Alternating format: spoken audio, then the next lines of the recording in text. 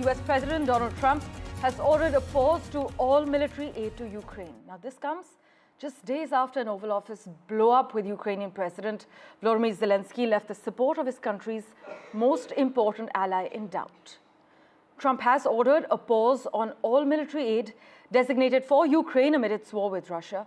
This is what Bloomberg first reported, citing an unnamed senior Defense Department official who said the pause would last until Ukraine's leaders demonstrate a good faith commitment to peace.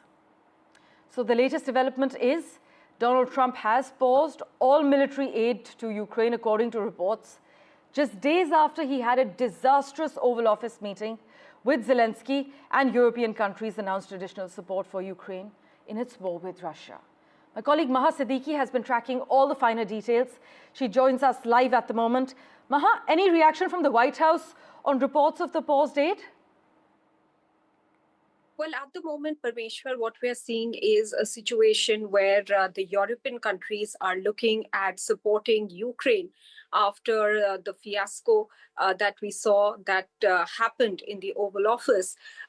In context of that as well, we have seen that leaders have also met the King Charles, and also tried to make him bear some influence on the White House as well over this tricky situation of Ukraine that we're seeing emerging in the West. For all this while, Ukraine was being supported, of course, because of NATO, and also due to NATO, Ukraine was being supported by the United States all along, by the Biden administration.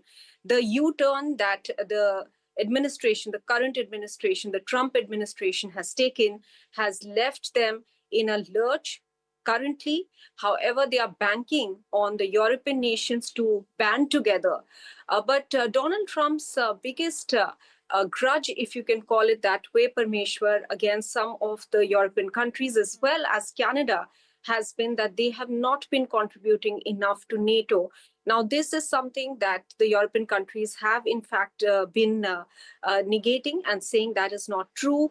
They have also come up with a package to support Ukraine better now. They have also taken in more refugees, those who had to flee from Ukraine.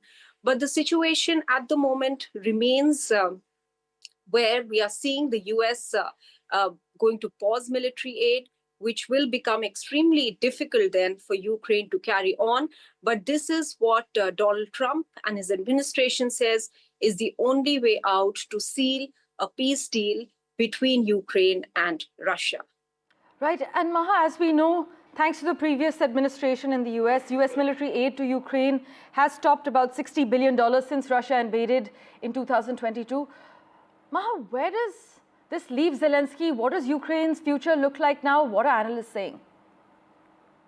Well, for Ukraine, as I pointed out, Parmeshwar, it's a terribly tricky situation, considering that the country has been in a war for over 2 years, and also the fact that the country has been ravaged.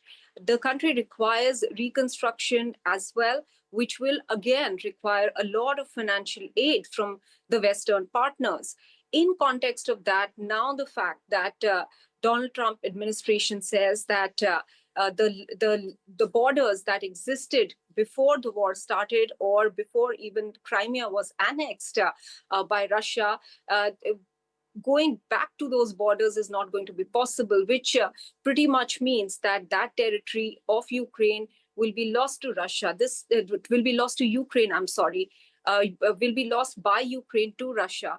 So clearly at this juncture, Ukraine, of course, is standing up against what the US proposes, because this means that they will be losing territory, something that they are not willing to give up. And you saw Volodymyr Zelensky, when he was speaking in the Oval Office with Donald Trump, speaking about that as well.